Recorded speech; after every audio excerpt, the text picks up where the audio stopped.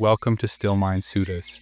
In this episode, we settle into a powerful encounter from the early Buddhist texts, one that reveals how clinging to ideas of self can create tension, defensiveness, and suffering. The story of Saccaka shows what happens when certainty meets genuine wisdom, and how the Buddha gently but firmly guides us towards seeing experience as it truly unfolds. As you listen, you're invited to let the noise of the day soften a little. This teaching points to something very close to home: the way we relate to our body, our emotions, and our thoughts, especially in moments of stress or challenge. Allow yourself to take a breath, settle, and step into this reflection with an open mind. In this discourse, the Buddha is staying near the great city of Vassal, in the gabled hall in the great forest. At the same time, in Vassal, there lives a famous debater named Saccaka, the son of a Nigantha follower. He is proud of his skill in argument, well known and admired by many people. Saccaka boasts openly to the people of Vassal. He says that he has never met a contemplative or Brahmin, not even someone claiming full awakening, who could face him in debate without trembling and sweating. He even says that if he argued with a tree stump, the stump itself would shake, to say nothing of a human being. This is the level of his conceit. One morning, the monk Assaji goes into Vassal for alms. As he walks through the city, Saccaka, out exercising his legs, sees him approaching. They exchange polite greetings, and Saccaka asks a direct question. How does your teacher, Gautama the contemplative, train his disciples? What teaching does he emphasize? Assaji answers simply. He says that the Blessed One teaches his disciples that form, feeling, perception, fabrications, and consciousness are all inconstant. These five are known as the five aggregates, or khandhas: the body, sensations, mental labels, mental activities, and awareness itself. The Buddha teaches that all of these are not self, and that all fabrications are inconstant, all phenomena are not self. Hearing this, Saccaka reacts sharply. He calls this a bad doctrine. He tells himself that he should go to see the Buddha, debate with him, and pull him away from what he calls an evil viewpoint. Not far away, 500 Lichavis, members of a powerful clan, are gathered in a meeting hall on some business. Saccaka goes to them and announces that today he will debate with Gautama.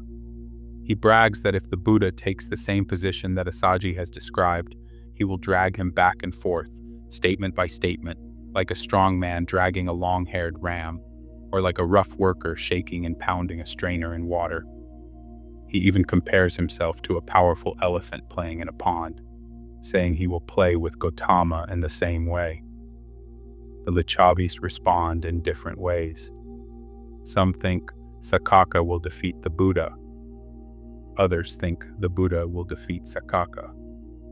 Surrounded by the 500 Lichavis, Saccaka goes to the gabled hall. The monks tell him that the Buddha has gone into the great forest and is sitting under a tree for the day. So Saccaka, with the crowd behind him, plunges into the forest and comes before the Buddha. They exchange courteous greetings. The Lichavis show their respect in different ways. Some bow, some greet him politely, some simply sit quietly to one side. Then Saccaka states his intention. He asks if he may question the Buddha on a certain point. The Buddha invites him to ask. Saccaka repeats his earlier question. How does the Buddha train his disciples? What teaching does he emphasize? The Buddha gives the same answer Assaji gave. He teaches that form, feeling, perception, fabrications, and consciousness are inconstant and not self, that all fabrications are inconstant and all phenomena are not self. A simile occurs to Saccaka and he shares it. He says, just as all plants grow depending on the earth, and all strong actions are done depending on the earth, in the same way, a person who identifies form as self, or feeling as self, or perception, fabrications, or consciousness as self, can produce good and bad actions based on that self. In other words, he claims that these 5 aggregates are truly the self. The Buddha asks him plainly, "So are you saying, form is myself, feeling is myself, perception is myself, fabrications are myself, consciousness is myself?" Saccaka replies that yes, that is what he is saying, and that the great crowd agrees with him. The Buddha gently brushes aside the appeal to the crowd and asks him to focus only on his own statement. Saccaka confirms again, the 5 aggregates are his self. Now, the Buddha begins to cross-question him. He asks Saccaka to consider a powerful king, like King Pasenadi or King Ajatasattu, who has the authority to execute, fine, or banish people in his domain. Saccaka agrees such a king truly has power and can use it. Then the Buddha asks, "When you say, form is myself, do you have that kind of power over form? Can you command your body, let my form be like this, let it not be like that?" Saccaka falls silent. The Buddha repeats the question a second time. Saccaka remains silent again. The Buddha warns him that this is not the time to be silent. He says that if someone does not answer a legitimate question from a Tathagata, a fully awakened one, up to 3 times, that person's head will split into 7 pieces. At that moment, a powerful spirit, Vajirapanan, is standing in the air above Saccaka, holding an iron thunderbolt, ready to strike if he remains silent. Both the Buddha and Saccaka see this being. Terrified, seeking refuge in the Buddha, Saccaka begs him to repeat the question and promises to answer. The Buddha asks again whether he has power over form to make it as he wishes. Saccaka admits that he does not. The Buddha then applies the same question to feeling, perception, fabrications, and consciousness. Saccaka admits that he cannot control them either. The Buddha points out that Saccaka's answers now contradict his earlier claim that these are truly his self. The Buddha then leads him through another line of inquiry. He asks whether form is constant or inconstant. Saccaka admits it is inconstant. Is what is inconstant easeful or stressful? Saccaka agrees it is stressful. Then the Buddha asks whether it is appropriate to regard what is inconstant, stressful, and subject to change as, "This is mine, this is myself, this is what I am." Saccaka has to say no. The Buddha repeats the same series of questions for feeling, perception, and fabrications, and finally for consciousness.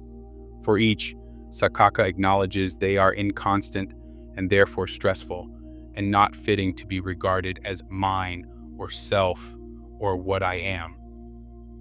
The Buddha then asks, if someone clings to what is stressful, takes it as mine, myself, what I am, could that person fully understand stress or end it? Saccaka admits that they could not. The Buddha points out that this is exactly what Saccaka himself has been doing, clinging to what is stressful and calling it self. To make this clearer, the Buddha uses a simile. He describes a man who goes into a forest seeking heartwood, the solid core of a tree, and instead cuts down a plantain trunk, a banana stem. When he strips away the layers, he finds no heartwood at all, not even solid sapwood.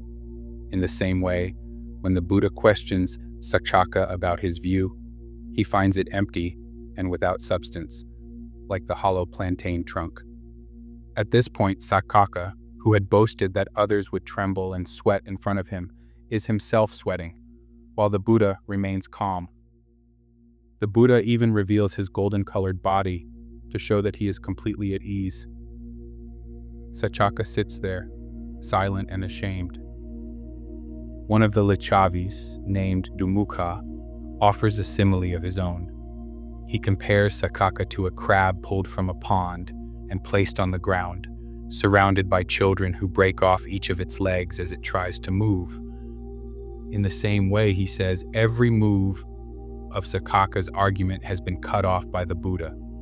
Saccaka snaps at him for speaking, but then turns back to the Buddha and changes the direction of the conversation. Now, humbled, Saccaka asks a serious question. He wants to know, to what extent is someone truly a disciple of the Buddha, one who carries out his message, has crossed doubt, and lives independently with regard to the teaching? The Buddha answers that a disciple who truly carries out his message is one who sees any form, feeling, perception, fabrication, or consciousness, past, future, or present, internal or external, coarse or refined, as it has arisen, and understands, this is not mine, this is not myself, this is not what I am. In seeing this clearly, such a disciple is free from doubt and does not depend on others to confirm the teaching. Saccaka then asks about the arahant, one whose mind is fully liberated and whose mental defilements are ended. The Buddha explains that an arahant is one who has seen all form, feeling, perception, fabrications, and consciousness in exactly this way, as not mine, not self, not what I am, and not clinging to any of them, is released. Such a person has completed the task, laid down the burden, and is freed through direct knowing. He says that one thus released has three unsurpassables: unsurpassable vision, practice, and release. Even such a liberated monk still honors the Buddha, knowing that the Buddha teaches the Dhamma that leads to that same awakening and freedom. At the end, Saccaka openly admits his arrogance. He compares attacking the Buddha to attacking a rutting elephant, a blazing fire, or a poisonous snake. It is dangerous and without safety. He confesses that he was reckless in thinking he could attack the Buddha statement by statement. He then invites the Buddha and the community of monks for a meal the next day. The Buddha accepts in silence. The Lichavis provide abundant food, and Saccaka has a fine meal prepared at his own monastery. The next morning, the Buddha and the Sangha come, sit down, and Saccaka personally serves them. After the meal, Saccaka tells the Buddha that he wishes the merit of this gift to be for the happiness of the donors. The Buddha replies that the results of giving depend on the qualities of the recipient. Whatever arises from giving to someone still bound by passion, aversion, and delusion will belong to the donors. Whatever arises from giving to one free of passion, aversion, and delusion will belong to the giver. In this way, he shows that generosity toward the awakened has deep benefit for the one who gives. In our own lives, this sutta invites us to look closely at what we call I and mine. The body changes, feelings come and go, thoughts and moods rise and pass. We cannot command them to be exactly as we wish. Seeing this, we begin to loosen the tight grip of identification. This is me, this is mine. Instead of clinging to what is inconstant and stressful, we learn to observe it with wisdom. In moments of pain or praise, gain or loss, we can remember this teaching. All these experiences are conditions, not a solid self. Little by little, this understanding brings humility, steadiness, and a taste of freedom in the midst of our ordinary days. Thank you for listening. This discourse leaves us with a simple but transformative reminder. The things we usually identify as me or mine, the body, feelings, thoughts, moods, are always shifting. When we loosen our grip on them, even slightly, we create the space for humility, calm, and clearer seeing. In the next day or two, you might explore this teaching in small ways, noticing when a strong feeling appears, observing a thought without picking it up, or gently remembering, this too is changing. These brief moments of recognition can soften reactivity and deepen ease. If reflections like this support your practice, you're welcome to subscribe or return for future episodes. Still Mind Suttas will be here with more early teachings to accompany you on your path. May your practice be steady, and may your mind grow a little lighter through understanding.